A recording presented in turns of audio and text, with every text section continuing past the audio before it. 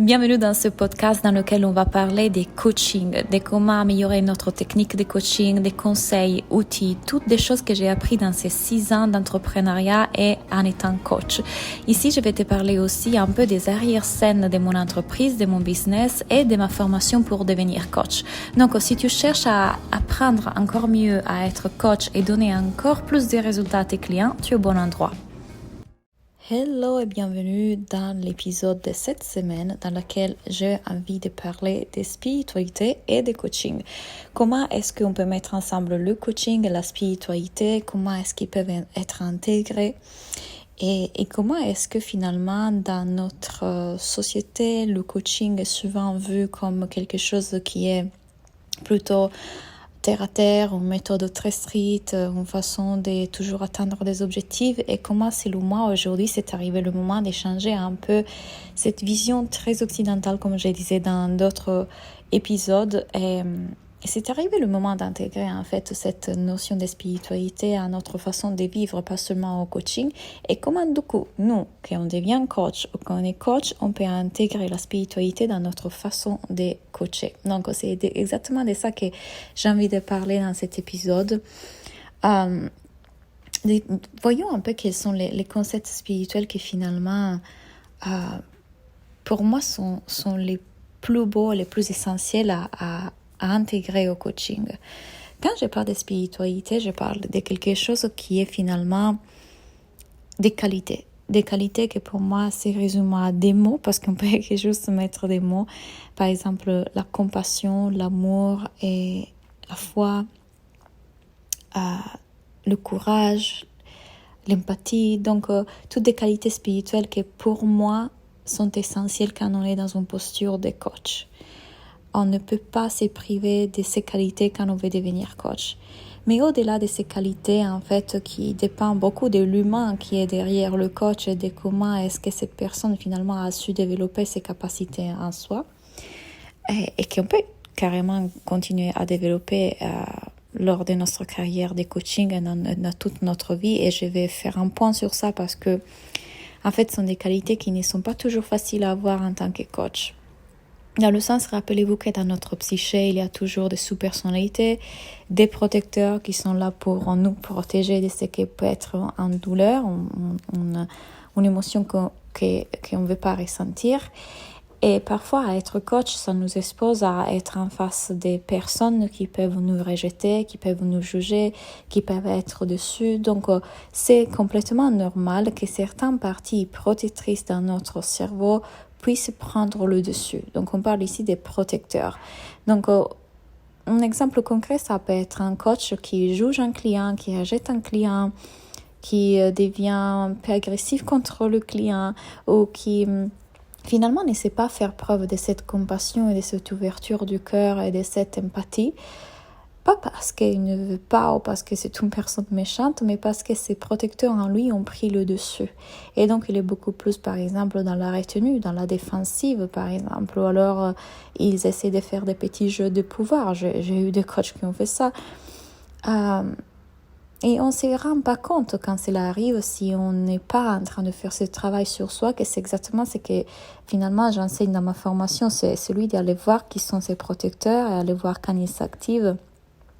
Et voir en fait quelle est cette émotion dont ils ont tellement peur et de laquelle ils essaient de nous protéger. Parce que quand on guérit ça, finalement, on est beaucoup plus dans une posture de délicatesse du cœur, comme j'aime l'appeler, et donc dans une posture d'être véritable, qui est exactement ce que le client a besoin de voir comme miroir pour lui rentrer dans cette posture envers soi-même. Donc, pour qu'il puisse, lui, faire le même travail avec ses protecteurs à lui. Et donc, c'est extrêmement important, en fait, et pas évident de développer ces capacités qui sont la compassion, l'ouverture du cœur, la délicatesse, le courage, l'amour en général. Parce que, en tant qu'être humain, être coach peut faire peur, parce qu'on s'expose dans les réseaux sociaux, parce qu'on s'expose au rejet, on s'expose à l'abandon, on s'expose au jugement, on s'expose à que des clients ne soient pas contents et nous agressent. Donc, travailler sur ce protecteur-là et travailler sur notre capacité de du coup aller quelque part guérir toutes ces parties de nous, ça nous permet de rentrer beaucoup plus dans un espace du cœur et du coup d'être ce magnifique miroir pour le client. Donc pour moi, ça, c'est la plus belle intégration de la spiritualité au coaching. Revenir dans cet espace-là. Et vous voyez, dans notre société occidentale, certaines façons de penser ne sont pas communes et ne sont pas divulguées, alors que bien évidemment, dans une philosophie beaucoup plus orientale, il y a quelque chose qui connecte beaucoup plus à Dieu dans la quotidiennité. Dieu, l'univers, mettez le mot que vous désirez. Et donc, cette notion qu'on n'est pas nos pensées, on n'est pas nos émotions, mais on est quelque chose de plus grand. On n'est pas ce corps, on n'est pas ce moi, cette personnalité. Et quand on commence à voir qu'en fait, pensées et émotions peuvent se faire à travers nous, c'est que nous, on lui donne pas toute cette importance, sans qu'on l'écoute en croyant qu'elles sont vraies. Petit à petit, ce qui se fait, c'est que aussi, on continue à avoir un pied dans l'humanité et un pied dans la conscience qu'on est quelque chose de beaucoup plus grand. Donc, la spiritualité est intégrée à notre façon de voir la vie. Parce que dans mon cas, par exemple, ma vie est comme ça tous les jours, dans le sens où constamment, je suis, comment dire, pas constamment, parce qu'on ne peut pas être constamment conscient de nos pensées, mais j'ai toujours ce pied dans mon humanité et l'autre pied toujours dans la conscience que je suis quelque chose de plus grand. Donc, je peux voir avec beaucoup plus de facilité ma psyché, mes pensées, l'activité psychologique de mon cerveau se faire. Et il y a quelque chose que, par exemple, vient toucher mes protecteurs et je peux voir ça, je peux le voir tranquillement et je peux aussi me rendre compte que je n'ai pas besoin de réagir à ça parce que c'est l'activité psychologique de mon cerveau et que je peux rester avec cette émotion et être avec cette émotion et ressentir cette émotion qui est tout ce qui m'est vraiment demandé, transmuter ce qui a été bloqué émotionnellement, le vivre. Et donc, la vie devient complètement différente. On regarde la vie sous un autre spectre complètement. Et imaginez en fait devenir ce coach qui intègre cette façon de vivre dans son quotidien et qui du coup peut guider les autres à faire pareil. Imaginez-vous ce qui se passerait dans notre société si finalement on est tous conscients que c'est ce protecteur-là qui est en train de réagir quand cette personne me coupe la rue en voiture. C'est cette partie-là de ma psyché qui se réactive quand ma belle-mère dit ça et ça.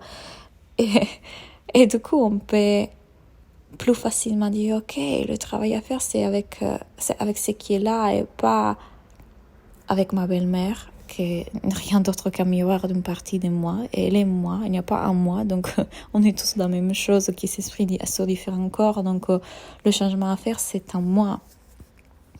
Et vous savez, il y a un exercice de groupe que je propose aussi dans la formation pour devenir coach, qui est un exercice qui se fait en réel et dans le moment présent. C'est-à-dire qu'en fait, on va voir en mettant les participants du groupe l'un en face de l'autre, qu'est-ce qui se passe quand ils interagissent. Chacun doit voir quelle partie est déclenchée ou quelle partie s'active, qui parle, qu'est-ce qui se passe à l'intérieur. Et cette check-in, tu vois, cette constamment regarder, quand il me regarde comme ça, ou quand il se rapproche comme ça, ou quand il me parle comme ça, je vois qu'une partie de moi s'est réactive. Et qui c'est en fait? Quel protecteur est en train de s'activer en moi? Quelle est cette partie de ma psyché qui est en train de réagir à l'interaction avec les autres? Donc, on peut voir un protecteur qui veut laisser les autres à une distance qui est assez sécurisante. Et on peut avoir un protecteur qui dit « cette personne, on dirait qu'elle ne regarde jamais vers moi, elle regarde que les autres, je ne me sens pas exister. Je me sens ignorée. » Il peut y avoir des protecteurs qui commencent à juger les autres. Donc, il y a tout type d'interaction à l'intérieur qui se passe. Et le fait d'aller regarder ce qui se passe à l'intérieur, en réel, dans le moment réel, c'est extrêmement puissant. C'est extrêmement puissant parce que du coup, ça devrait être le travail de tous les jours, pas juste l'exercice du groupe.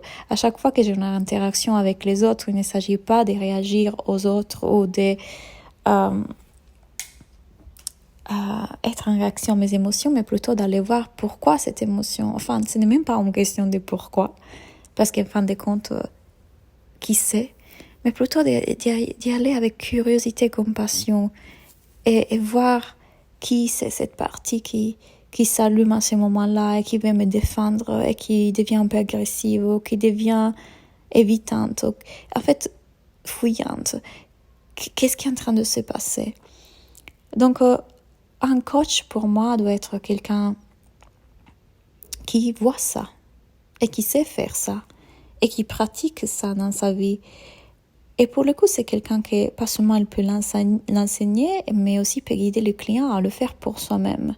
Donc, imaginez la puissance d'un coaching dans lequel, en fait, on n'est plus en train d'essayer de manipuler les pensées et le mental, et on t'enseigne la technique 1, 2, 3, quoi pour la communication bienveillante et non violente, et on va mettre en place des protocoles et des méthodes de solutions pour tes addictions, mais plutôt qu'aller interagir avec ça, on va agir à la racine qui est mais regarde qui tu es vraiment. Et regarde ta psyché, ce qu'il fait. Et regarde l'activité psychologique de ton cerveau qui est là. Parce que qui tu es n'a rien à voir avec ça qui se passe. Et tu peux aller regarder les parties de toi qui s'activent avec beaucoup d'amour et bienveillance. Et leur donner cet amour dont tu es capable. Parce que amour, tu sais qui tu es. N'est-ce pas? Donc, pour moi, ces dimensions spirituelles devraient être intégrées aujourd'hui dans notre vie et dans les méthodes de coaching. Et malheureusement, on ne le voit pas trop. Malheureusement, ce n'est pas ça que les gens vont apprendre dans une formation de coaching. Et c'est carrément la raison pour laquelle dans ma formation, vous trouvez tout ça intégré. On part de là, on part du point de vue qu'on n'est pas ce corps et on n'est pas notre psyché, on est quelque chose de plus grand. Et notre but est d'aider les clients à voir dans cette direction-là des « Oh oui, c'était mon cerveau encore qui faisait ça ». Et à chaque fois, on les aide à continuer à voir ça. Donc, la spiritualité peut enrichir le processus de développement personnel et de croissance personnelle. Il ne peut que l'enrichir. Même si je n'aime pas parler de développement personnel, mais plutôt la spiritualité peut aider à vivre la vie autrement. Parce qu'on ne sait pas vivre, on est en survie. Et le coaching aujourd'hui, le coaching occidental pour moi, ça ne fait qu'alimenter cette survie en nous faisant croire en fait qu'on est en train de sortir de la survie, mais ce n'est pas le cas. Il ne fait que perpétuer en fait ce cycle dans lequel on doit constamment être quelque chose de plus. Et alors la spiritualité, elle est là pour nous dire non, mais en fait, je n'avais pas de travail à faire. Il ne s'agit pas de croissance personnelle. Parce que la vie est en train de se faire à travers moi et je suis déjà en train d'évoluer malgré ce moi que je crois être. La vie me porte, je suis la vie. C'est une résilience et c'est une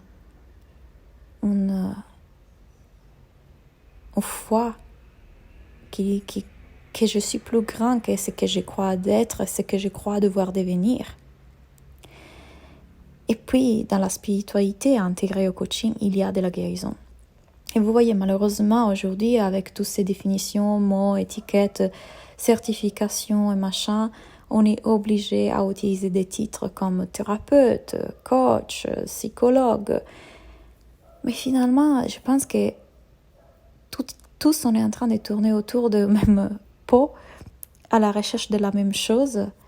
Et malheureusement, la psychologie, comme parfois la thérapie et parfois le coaching qu'on fait, s'éloigne de ce qui est vraiment le cœur. Et on peut guérir à travers le coaching. On ne peut pas se dire thérapeute parce qu'on ne peut pas utiliser ce mot-là, mais je vous assure qu'il y a énormément de la guérison dans un coaching fait en connexion avec la spiritualité. La spiritualité peut jouer un rôle énorme dans le processus de guérison émotionnelle, mentale et même physique. Donc, si on se donne ce droit d'implémenter ces qualités qui sont l'amour, la compassion, l'écoute, la douceur dans le coaching, et si on intègre des méthodes qui vont regarder pas à oh, tu as pensé ça, donc ce n'est pas bien, tu dois changer ça, mais plutôt à, bien sûr que ton cerveau pense ça, c'est l'activité psychologique de ton cerveau, et ça ne veut rien dire à propos de toi, parce que qui tu es est bien plus grand que ça. Il y a de la guérison dans ça, dans le fait de se rappeler de qui on est vraiment, sans se croire notre mental, sans se croire notre ego. Il y a de la guérison dans le fait de voir toutes ces parties qui se sont créées dans notre psyché, comme tout simplement l'activité de notre cerveau, et aller les aimer, aller leur dire qu'elles ne sont pas honteuses et qu'elles sont parfaites comme elles sont. Et on les remercie pour le rôle de protecteur qu'elles ont pris et on les libère de ces rôles. Et on transmute et on métabolise le trauma qui s'est créé en l'enfance et qui du coup est encore bloqué dans notre psyché. Mais on le fait comment ? À partir de l'être véritable. Pas à partir de ça m'est arrivé à moi, ça c'est vrai pour moi, ça c'est mon histoire, ça c'est qui je suis, ça c'est que j'ai vécu. C'est une partie de ma psyché à enregistrer ça. Et moi, assise dans l'être véritable, je peux l'aider à guérir. Mais c'est d'une beauté. Vous m'avez déjà écouté faire des coachings de cette typologie-là, et si vous n'avez jamais vu ça, je vous invite vraiment à acheter le kit, le Star Kit pour devenir coach. C'est 37 € et je vous transmets plein de choses là-dedans. Vous pouvez venir dans l'Académie de la vie, c'est 50 € par mois. Vous verrez des coachings que j'ai fait de cette façon-là. Ils sont d'une beauté, d'une profondeur et d'une... Il y a de la lumière là-dedans, on ne peut pas l'expliquer. Et quand je vois mes élèves de ma formation pour devenir coach les faire sur les autres, c'est juste incroyable, c'est juste tellement beau, tellement beau. Il y a de la guérison là-dedans et je pense qu'on peut commencer à parler de guérison aussi dans le coaching. Je pense qu'on ne doit pas forcément parler de fixer des objectifs quand on parle de coaching. Finalement, ces mots coach, thérapeute, psychologue sont que des mots, n'est-ce pas? C'est plus grand que ça. Et parfois, les mots limitent. Mais bon, ça peut être un discours pour un autre épisode. Donc, il y a des pratiques spirituelles qu'on peut intégrer au coaching, comme celle dont je viens de vous parler. Donc, aller guérir, métaboliser ces émotions, ces traumas, ces choses qui se sont passées dans le passé. Il y a bien évidemment plein d'autres. Il y a la méditation, la pleine conscience. Il y a tout simplement la pratique spirituelle la plus grande pour moi, c'est là de, à chaque fois, revenir à « Oh oui, j'étais immergée dans mes pensées, je me suis cru ça, j'ai cru être tout ça, j'ai oublié que j'étais ça, j'ai cru être cette identité, j'ai oublié que je suis le spectateur, j'ai oublié que je suis la conscience. » Et à chaque fois, revenir. Et ça, c'est vraiment une pratique. Et plus on a un coach qui à chaque fois, nous ramène. Moi, j'ai un coach toutes les semaines et à chaque fois que... Parfois, je m'identifie à des pensées ou je vois des parties de mon identité ou de mon mental vouloir s'attacher à cette identité qui croit être très importante pour ma survie. Et ma coach me l'indique et je fais « Oh, je t'immerge, oh, je reviens, oh, je vois maintenant. J'avais oublié de qui je suis vraiment. J'étais très identifiée à mes pensées, je les prenais pour vraies, j'étais en réaction à eux. Ok. » Donc, il y a plein de choses qu'on peut intégrer de la spiritualité au coaching. Et aujourd'hui, pour moi, ne devrait plus être des choses séparées. Et j'espère que si vous désirez vraiment apprendre une typologie de coaching qui intègre la spiritualité de cette façon-là, vous venez rejoindre la formation Soulful Coach, qui d'ailleurs s'appelle Soulful, donc il y a le mot soul, âme dedans, justement pour ça. On a 2 places pour cette session d'avril 2024. Et si le cœur vous le dit, je serai très heureuse de vous enseigner tout ça. Autrement, on se verra dans une prochaine session. Mais regardez ici en bas, on vous laisse quand même le kit, le Star Kit pour devenir coach. Je pense que vous allez l'adorer. Merci pour avoir écouté cet épisode et à bientôt.